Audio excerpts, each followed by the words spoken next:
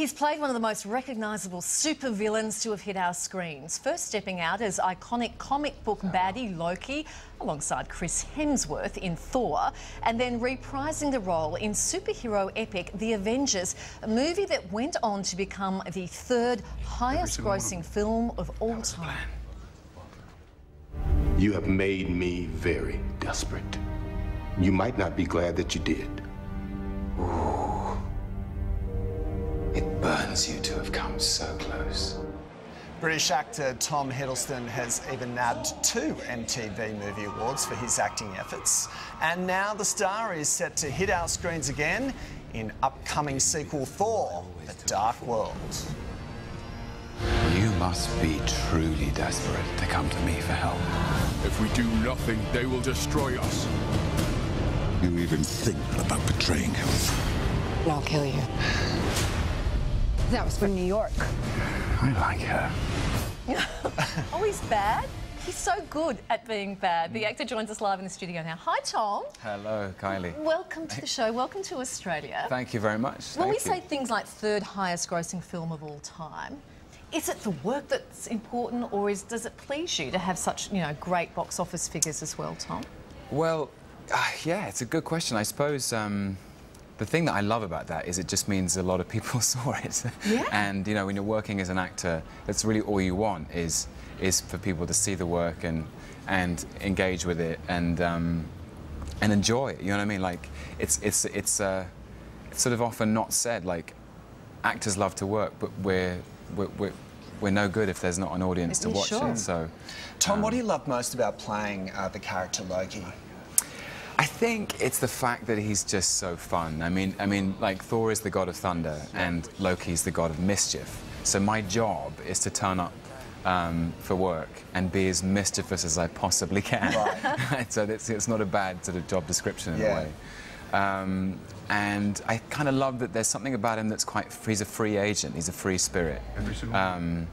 And he's really complex, like as a character to create a psychology for. There's a lot of sort of heartbreak and emotional complexity that makes the kind of the menace and the malevolence a bit more interesting for me. Yeah, here's a cool thing about you. It's been school holidays here in the last 2 weeks. Right. I've sat down, I've just watched your movie for the 3rd time with my boys. Wow. They're, God, 11 and 8. Sorry, one just had a birthday. I had to think. During the holidays, he had the birthday. I do know my sons very well. I know their ages.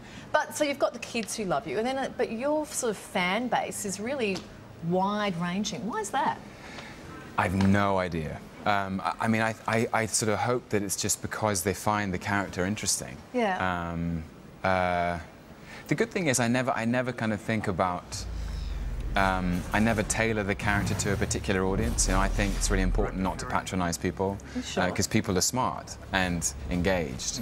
And I just think if I, try to create a character that's interesting and fun and intriguing, that people want to know more, then, some people will love the fact that he wears a pair of crazy horns and can fly through the air, and other people will love the fact that he's kind of tragic, I'm that fan. Yeah, I'm the guy who's watched Thor over and over and over again, and the Avengers. And I love Thor, and I know Kenneth Branagh directed Thor, and we saw you at the premiere when you came out for that. He's such a Shakespearean director, and I know you've got a lot of your Shakespeare heritage in the theatre. Is it true that he cast you into the role of Loki from all of that experience in Shakespeare? I think it is, yeah. I mean, I think it's a sort of shared. We're both huge fans of Shakespeare, and it's almost a shared frame of reference. It is. You see it in the films, the brothers and the turmoil and everything going on around it. It looks like a Shakespeare play to me. Because the thing about Shakespeare that he understood, that he understood so well, and Ken has obviously kind of expanded on, is he understood, like, the basic archetypes of human behaviour. And so his plays are full of kings and princes, and those princes like warring for each other's affection. Like in King Lear, for example, there are 2 brothers. One of them is illegitimate, one is legitimate, and they both kind of love each other, but they hate each other.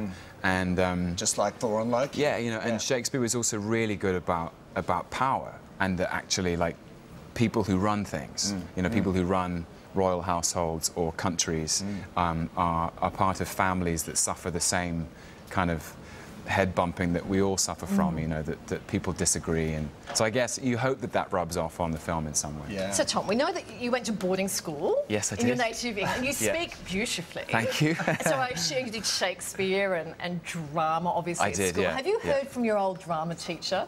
Yeah, I have, yeah. Yeah, and what does he think about you playing this sort of comic book hero? Like, did you ring him up and go, do you know what? I know I did all this great Shakespeare, but I'm in this latest Marvel comic. I think he kind of loves it, actually. Yeah. Like, they're all so thrilled and proud, and you know, because these films are. The great thing about them is they're seen everywhere. They're seen all over the world. And, sure. And you know, I think it's in everyone. You know, when you first want to become an actor, you're a kid. Like you know, your son's exactly, and you respond to massive stories. And for me, it was Indiana Jones and James Bond and Star Wars, and so to be in these films is kind of like living out a childhood dream. So, hey Tom, Chris Hemsworth is a great son of the Seven Network. How was it playing alongside him? Do you enjoy it? He's the best. Yeah, truly. He is.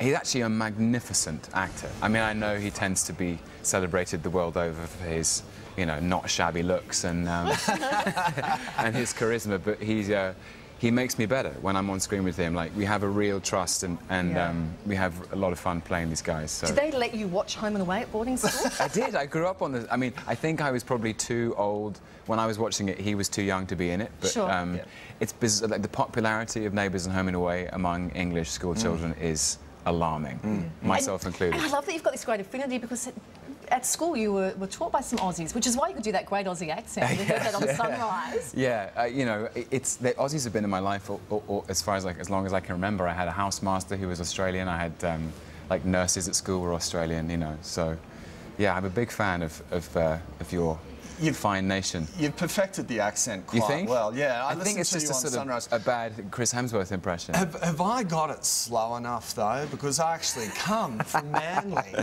You do? Sorry. I don't know, mate. Like, I don't know where it comes from. It's just like, you know, like I guess you